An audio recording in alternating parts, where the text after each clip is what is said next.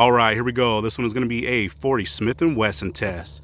And today we have the Federal HST. We got light versus heavy. So on the left, we do have our 155 grain HST. That one just does have the brass case on it. Pretty old school round. It does have that old high shock box. And we do have our 180 grain. That one does have that nickel plated brass.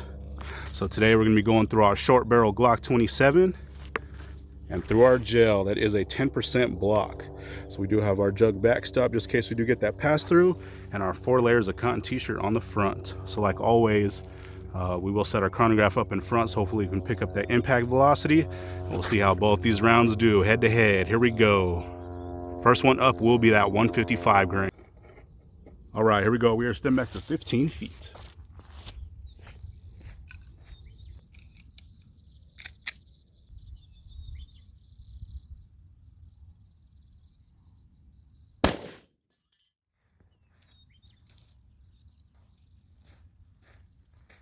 All right, let's see how we did on that one. So it looks like our impact velocity on that was 1168. So that's not too bad at all. Normally I get about 1170, so right on track. The cotton t-shirt did blow here on the chronograph. All right, let's see how it did. I think we're actually able to catch this one in the gel, which doesn't happen too often. I think because normally we test a little bit heavier rounds. This is a light, fast one, so let's see. So there is that entry hole. Nice wide entry hole on that. You can actually see down in there on this one. Pretty crazy. But it looks like got a good hit. Nice big star pattern on that. Let's check it out from the top. Looks like we got a nice wound channel on that one too. It looks like we made it to the very, very end. And it looks like it stopped, and this is a 13-inch block, so looks like we made it right at 13 inches. I'll flip it around so you guys can get a better look, but I don't think it could have went any further without coming out. So that's pretty cool. And there is that wound channel on this one. So definitely looking really good. It looks like this one started expanding as soon as it hit. It carried all the way through. Nice spiral pattern all the way through that one. So that's pretty cool to see. Now it did have a pretty good velocity for, especially for that short barrel too. We're only shooting out of that, I think it's a 3.42 inch barrel, so not too bad at all. So let me scoot this block over a little bit.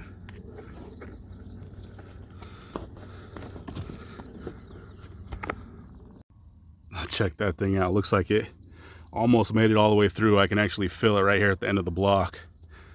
But that's looking pretty good. You can actually see the circle around it where it was just about to come out.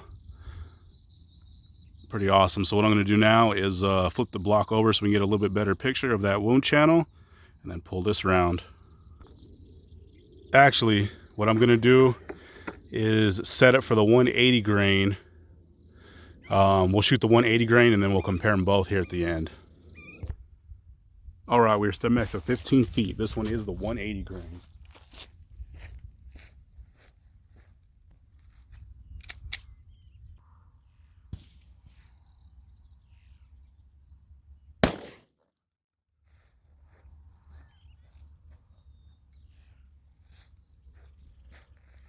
All right, let's check that one out. So it does look like we did get a pass through. And let's see our impact velocity. So that one was at 933.3. So definitely a lot lower than that last one, but it is a lot heavier, so still not too bad. All right, so let's check that entry out. Looks like we hit just a little bit left on that, but still got enough meat on that block to get it in there. But you can actually see down in that one too. Those do have some pretty deep, wide cavities on those hollow points, so usually dig out some pretty good holes. And there is the cavity on that one. Looking really good on that too. It looks like it carried out a little bit more energy a little bit further. I don't know, they're kind of looking identical. I guess the one on the right is just a little bit bigger from that 155. But let's measure it from up top and then we'll go on the side. So at its widest point, we are at 1 3/4 inches. So not too bad. I believe this one was, let's see, That one is about 2 inches, so not too much of a difference, but still a difference. But there we go, same thing. Looks like it expanded as soon as we came in. Got a pretty nasty wound channel all the way through, and we are leaking, so pretty sure we caught it in this first jug. But that is pretty good. So it looks like it did start to flatline about that last ½ inch, but there's still that spiral cut all the way through. So let's see from the side what kind of measurement we get.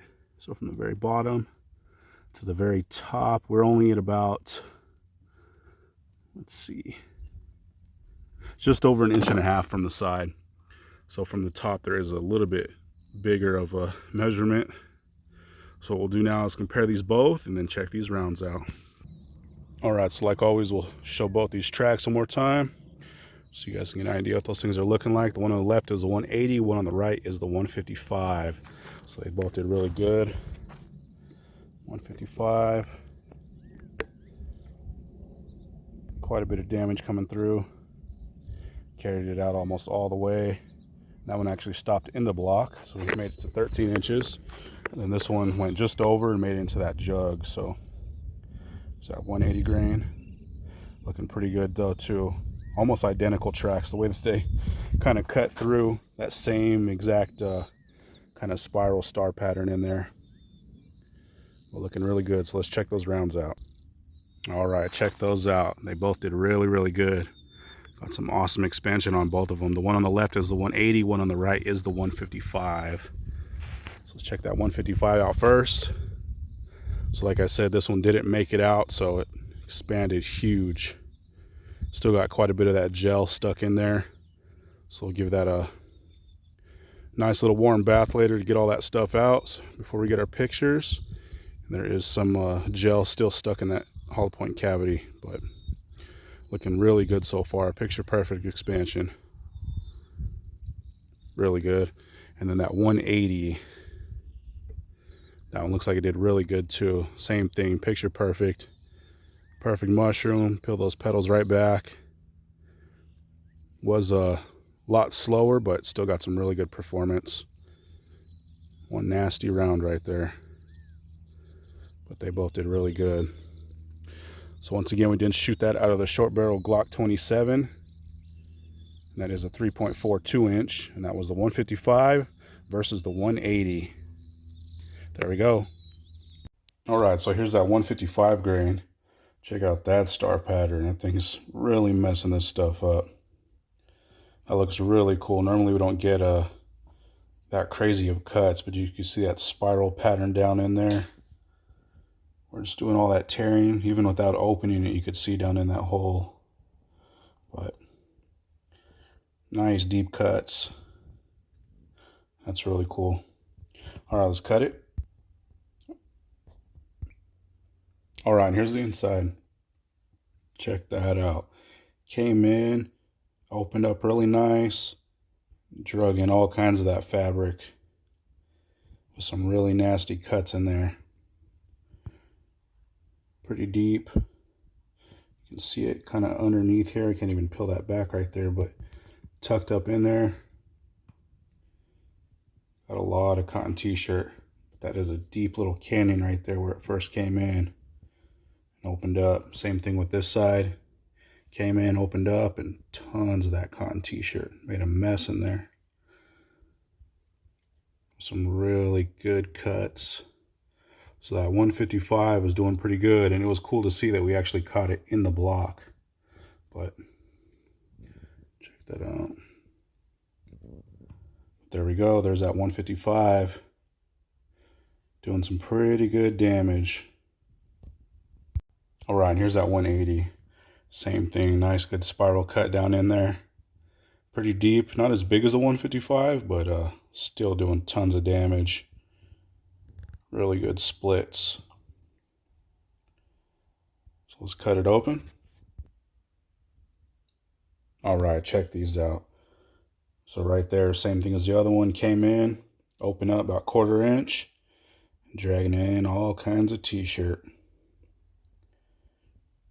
Pretty good permanent cavity on this one though.